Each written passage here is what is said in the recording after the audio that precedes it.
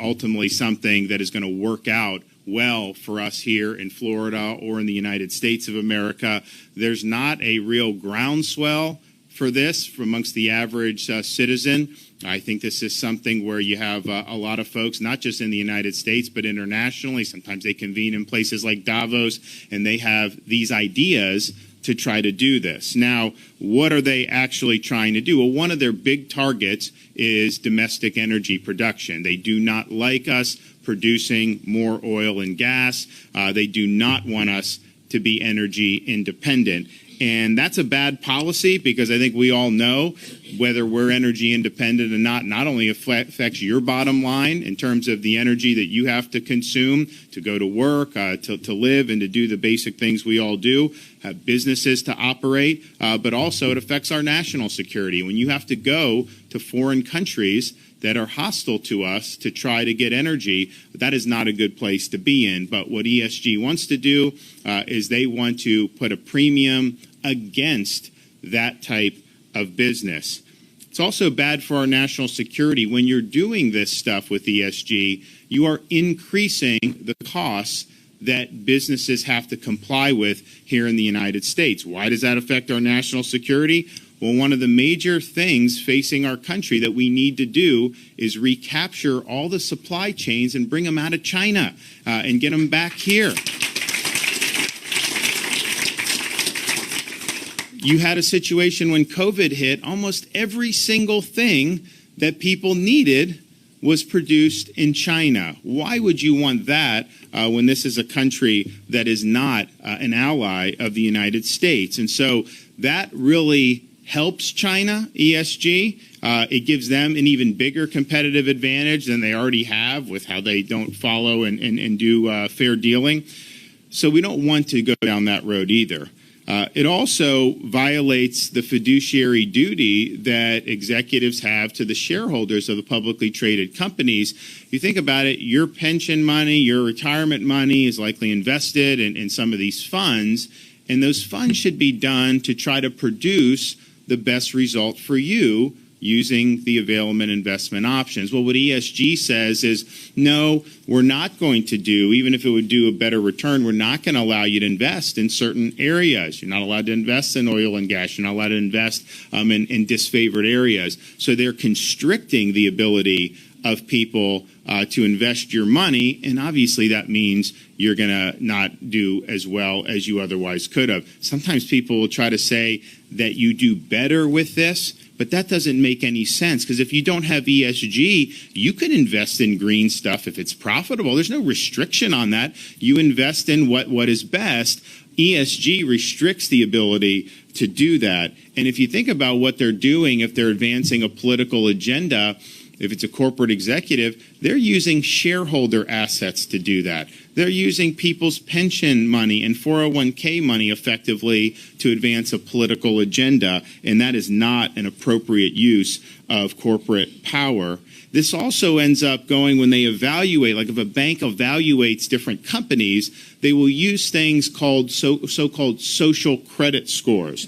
And this is actually something more likely to find use in the CCP. It doesn't have a place in the US of A, but what they're doing is they're ranking you about what you're doing to basically conform your behavior to their ideological imperatives. And that's not something that is acceptable here in the state of Florida. And the thing is, their targets always seem to be, and I haven't seen an example where it's not, they always seem to be those people who are disfavored by the jet setters in places like Davos, Second Amendment advocates, people involved in the production of situation here in Florida. One of our home-based companies is a private corrections company called the GEO Group. What's one of the main things that they provide services for? Provide services to the federal government and ICE to be able to detain illegal aliens who are coming across the southern border. Well, a few years ago, GEO Group was debanked by the major financial institutions in this country because they were basically trying to pursue a policy of de facto abolish ICE, and really they were expressing support for open borders. So this was a company that was doing things contracting with the actual federal government. And you had the banks cut them off, and they have to try to find funding elsewhere. So that is using your economic power to advance a political agenda. Now, this is something that I think is very serious because I think the policies are bad. I think having a politicized economy is not the way that you want to go. But it raises the idea of who governs our society. Our Constitution says we, the people, govern through elections and different houses of the legislature, executive, and you can kind of arrive at policy. People can evaluate that. They can choose other people in future elections. Well, what ESG does, and when you have major asset managers and these international folks and folks in these big Wall Street banks, they just want to do an end run around that. They don't want to have to worry about winning elections. In fact, a lot of the policies they pursue could never win favor with the American public. I mean, abolish ICE, saying that you should have an open border and that it's somehow wrong to be involved in immigration enforcement, that would never fly with the public. But that's what they're doing. And so this is this is a distortion of a government of, by, and for the people. They are not accountable to you. They are not accountable to us. And I think ultimately it does represent a threat, not just to a smooth and prosperous economy, smooth functioning, prosperous economy, but also our very freedom itself. So Florida, as usual, is leading the charge against this. Last year, we acted by prohibiting using ESG in the investments decisions for our state pension program. So that was done through the State Board of Administration. Today, we're going to build off that success with a number of proposals that we'll look to get through the legislative session. So first, we're going to put what we already did into statute so that our investment decisions with the money of firefighters, cops, teachers, other people that have worked in state and local government and have qualified for pensions here in the state of Florida, that those decisions are being made on what the best interests of the pensioners are or the beneficiaries, not based on political considerations. And so that will be in statute. They will have to honor the fiduciary obligation as understood from time immemorial until just about a few years ago, that's what their job is to do.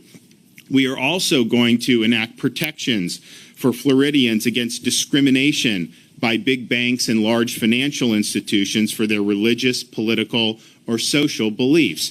You're going to hear from one of our speakers. You're going to hear from one of our speakers today who is going to talk about getting cut off because he's involved in the firearms industry. So we believe that first of all, these big banks were bailed out by you, by the way, how long ago? So, we believe in non-discrimination, and we think that that's an important principle.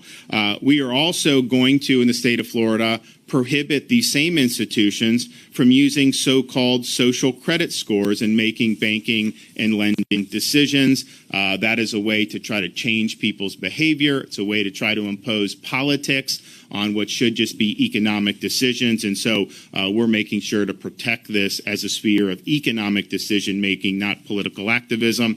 We are also not going to house in either the state or local government level deposits, and we have a lot of deposits. We've got a massive budget surplus in Florida. You have deposits all over the place that go in where state and local government use financial institutions. None of those deposits will be permitted to be done in institutions that are pursuing this woke ESG agenda.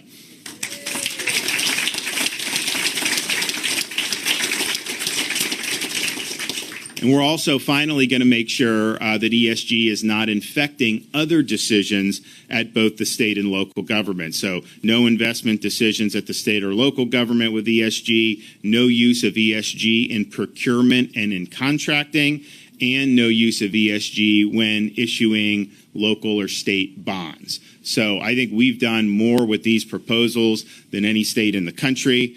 We believe that, as I said at the beginning, this is an elite-driven phenomenon. It is not ultimately going to be a road that is going to be good for this country, and it's not going to be good for other industrialized countries. They really want to jam this on society. They don't really have the persuasive ability to get this done through the democratic process, so they're hoping if they can just get this spreading to all the elite rungs of society, then they can just impose it, and basically we just have to sit and take it. That's not going to happen in the state of Florida. We will stand up for folks in places like Daytona and Destin, and we will not be following the elites in places like Davos. Thank you very much. All right, Paul Renner. Well, we're lucky here in the state of Florida that we've got a governor who will stand up to things like ESG when others will not. How about that? And I want to give a shout out to Naples' own Bob Rommel, who will be running the bill in the House, who's a champion on this issue to fight against ESG. Bob, thank you. You know, why is this a problem? And when you look at it, you know, we all invest in our 401ks, all these millions of people, and on the surface, it's this great middle-class empowerment because each and every one of us have a piece of ownership in America's finest companies. But what happens is the people at the very top, those asset managers like BlackRock, take all of our money and they invest it in one narrow ideological direction. They don't speak for your voice or mine. They speak for their voice. And as the governor said, it's being hatched out of the UN and out of Davos on their values, not ours. And so it takes what should be this great egalitarian moment and completely turns it on its head. And so, again, what it's going to do when we're talking about attacking the fossil fuel industry and all the other things it does is going to drive up our costs. And we've already seen that. We haven't built a refinery since the 70s. It's crazy. And then you have Joe Biden going to Venezuela and saying, please give us fuel. Venezuela, when we have enough and we were energy independent, but for the Biden administration. So we're going to get back to making sure America is energy independent. And one of the benefits of what we're doing in pushing back is to restore America's place of energy independence, first and foremost. And the governor talked about national security. Obviously, if we don't have energy, you can't move. Energy is life for an economy. And so we will not sacrifice our economy for these woke elites. And finally, the biggest thing that I think ESG represents is a total hijacking of democracy. These issues, if Joe Biden and the Democrats wanted to say tomorrow, look, we're going to not use fossil fuels, we're going to stop people driving gas-powered cars next year, they could do that, but then they'd have to face up with the public scrutiny to know that our prices are going to go through the roof. You have, Gavin Newsom out in California saying that everybody's got to drive an electric car, and the week later he says you can't drive, you can't charge your electric car, stay home. I mean, what are you going to do? What are you going to do when you have to go to the emergency room? And so we are going to take a strong stand, and I got to tell you, how awesome is it to be here in the state of Florida with a great governor like Ron DeSantis.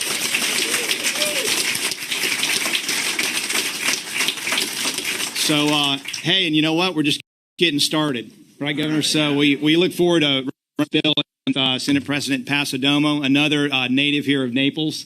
We're going to do big things this year. Look forward to that. All right.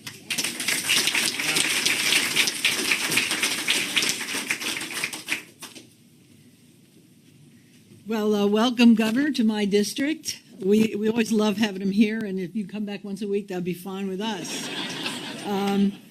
So, I am so proud of my colleague, Paul Renner, in the House for taking on this tremendous initiative with the governor, who is, this is amazing what he's doing for our state. Our state is just rocketing because of the policies.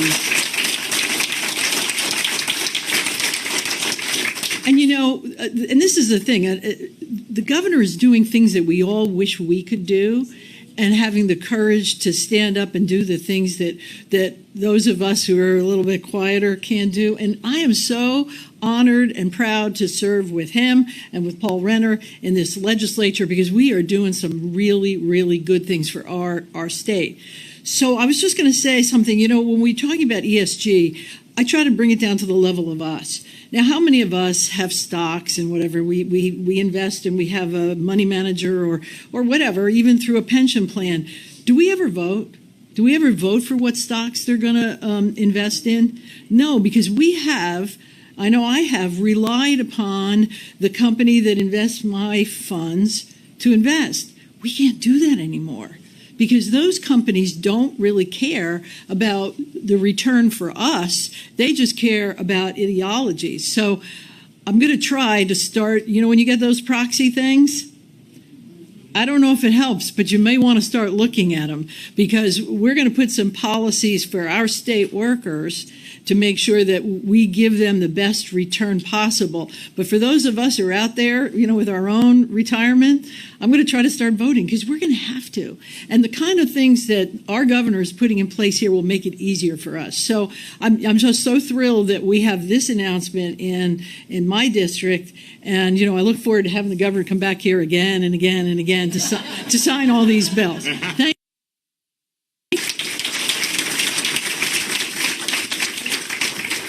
All right, Brendan Wexler. Thanks for having me, Governor. Appreciate it. So I am here. My name's Brendan Wexler. I'm a professional fireman. I work in Palm Beach County for 17 years. Also, I'm the owner of Wex Gunworks in Delray Beach, Florida. Business started in 1979 by my father in Pennsylvania. We've been in the state of Florida for about 15 years now. My story is, one day I went into Wells Fargo, being a customer for 25 years at Wells Fargo, and went to make my normal deposit, and the teller said to me, "Hey, your accounts are being closed down." So, as anyone in this room, if your bank account is being closed down, your life's just turned upside down. So they had me call a customer service number, and when I called a representative, they had said, they put me on hold for a couple minutes, and they said, "Your accounts are being closed down, your business account, your personal account, my joint account with my ex-wife, and I also have a daughter, and a small credit line. Everything's being shut down. You have 1 month to get your money out of here." And I said, "Why?" And they said, "It's a business decision." So no one knows. I didn't know what to say. They said, "We'll send you a letter in the mail. You have a month to get your money out of here." So now your life's turned upside down. If you can't transact the business, we don't have a business. So that's where I went. Stuff. So I got a letter a week later. The first letter that I received, it says, "We do not lend to certain types of industries," on a Wells Fargo letterhead. This is the truth, and I have the letterhead with me. Another letter I got, and they said, "You have to be out of here within a month." The second letter it said, "Well, we did a risk analysis, and we want you out of here." Pretty much. Made no sense at all. I had also built an Instagram account over 7 years, about 50,000 followers, organically, just taking pictures of guns, not shooting them on old rusty objects, and we had a lot of connections there. So I also reached out to my media connections at the NSSF, who I'm very good friends with, and a gentleman named Stephen Gutowski wrote an article, an amazing article, and we've had a lot of media coverage from COVID up to today. He wrote the article. I screenshotted it, put it on Instagram. Next day, my Instagram account's gone. Gone. History. Bye-bye. So Man, chocolates and Valentine's Day. I have a lot of connections on just Instagram. go hand in hand. So now that's gone. As far as Wells Fargo goes, I went to I had a lot of people in the country reach out to me, a lot of support. On we were on the Ed Henry show. That was a bunch of different media events. So we have a lot of support across the country. I want to tell my story because it's wrong. Woke banking. So they proceeded to send me another letter a month later saying, "Well, it's a risk profile." So now as these TV interviews pick up, they said that I'm the risk. So I'm here to tell the story. This big reporter said, "Hey, Brandon, you ever have a problem? No. Did you ever get arrested? No. Did you ever bounce a check? No. No problems." So the PIO of Wells Fargo spun it all the way around and said, "You're the risk, not the industry." So what they did was wrong, and I'm here to tell my story because I think it's wrong what they did to me. I was able to transition my accounts to another bank, not an issue, to transact my business. But what Wells Fargo did was completely wrong, and I just wanted to tell the story. Thank you. Thank you. Okay, Tom.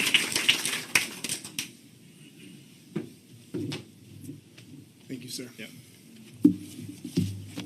Good morning, everyone. It is an absolute honor to be here before you today to support Governor DeSantis. I truly appreciate what Governor DeSantis has done to back the blue and stand up for all law enforcement and public safety in general. Thank you, sir. Can't thank you enough. It was very frustrating to learn that my retirement, currently being managed by the state, was helping support radical causes, and that in all actuality had nothing to do with the best rate on return. I was advised that the investors who were managing my retirement funds were voting to invest my retirement for causes like ESG, Chinese investments, and discriminatory companies who push political agendas that they can't get past at the ballot box, instead of making the #1 priority of maximizing returns on investment. When woke companies invest based on earlier mentioned causes, they aren't asking or even care about my opinion in these seemingly political decisions. In actuality, they're risking my retirement and others like me, such as teachers, state employees, EMS workers, corrections officers, and law enforcement officers who work every day to serve and protect our communities across the great state of Florida. Thanks to Governor DeSantis, fund managers with hidden agendas will no longer get the opportunity to vote on the state shares anymore, and I support everything the governor is doing to keep politics out of our pension fund. Thanks to the governor's leadership and vision, today's announcements will help even more law enforcement officers who work for police departments with their own retirement systems. Meaning no government in Florida can institute these woke practices to appease a radical mob. Thank you, Governor DeSantis, so much for your leadership and vision. We appreciate you more than you know. All right.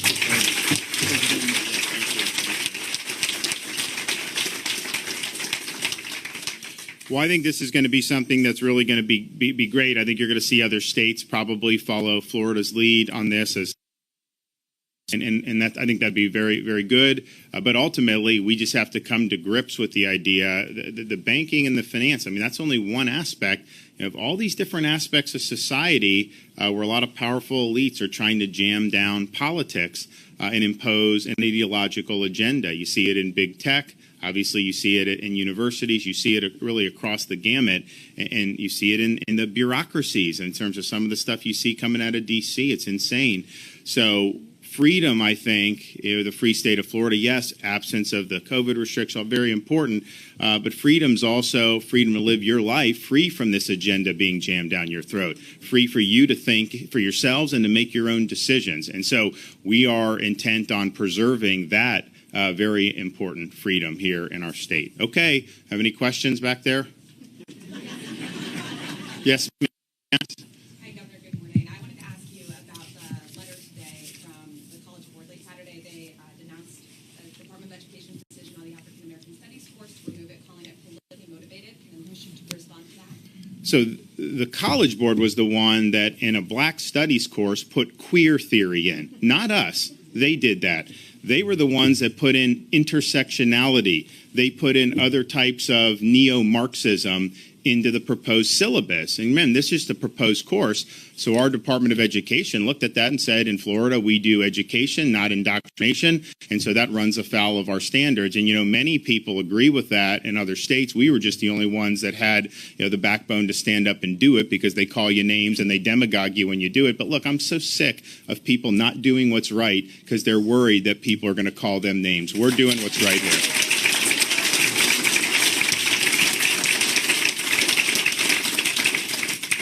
But I would also just, so this College Board, like, nobody elected them to anything. They're just kind of there, and they're providing service. And so you can either utilize those services or not. And so they've provided these AP courses for a long time.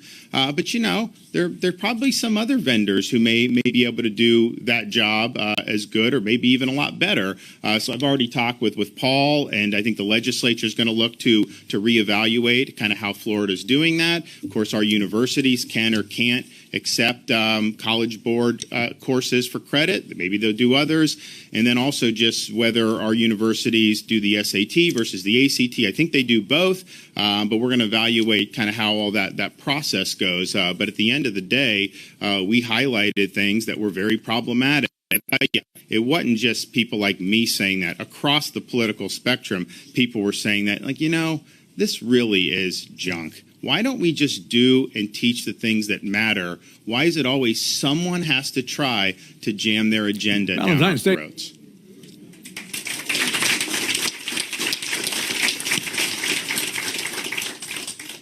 I have a follow-up if no one else is asking anything. All right. Yes, sir. I think it would be also interesting for your group to do a risk analysis of ESG ETF products compared to their counterparts. Because number one, they've done poorly Agree. in the marketplace, and number two, they charge you more because they put Yeah. And that's the point you should make. No, it's a good point. So he basically saying, what's been the results of this? They haven't necessarily performed great. Some people will try to manipulate that and say they're so great. You're right, they're not. They also charge more. But here's the thing with ESG and what we're doing. If those ESG investments are actually the best investments, you can do it. We're not preventing you from doing that at all. If buying solar panels companies and all that, if that is what is going to return the best, you're not restricted at all. You're only restricted if ESG is the rule, because there could be lucrative areas that you are just not going to do because of the politics of it. And I think that is where you run into a big problem. But I really do think that this is kind of a house of cards. I think it's going to come crashing down, because I think as more people look at this, they say, okay, how is this benefiting me? Like, you're a retired police officer. Is it benefiting you as a retired police officer or a retired nurse or people that have this stuff to look to see how your investments are managed? No, it's not benefiting them at all. Are the policy implications from this benefiting the public? Well, if you're paying higher for energy and all these other things, I don't think so. And remember, higher energy costs drives increased costs in all goods, because you need energy to produce anything. So it has a ripple effect across the economy. And then I think that it doesn't get talked about enough. I did mention it. We need to have competitive advantages against China. We need to be reevaluating the relationship where we're so dependent on China. How are you going to be able to have the ability to do that effectively if the costs here are going up artificially? We do not want to do that. So the supply chain crisis, where all our economy is basically being done in China, or a lot of major things are being done in China, that is not good for this country. It's not good for individuals. It's not good for our national security. So let's get with the program here, and let's start moving forward. So Florida will lead again, and I know many people will likely follow suit. Okay, thank you all. God bless.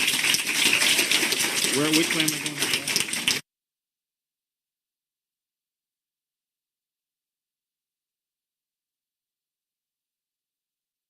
You're watching the Florida Channel, connecting Florida.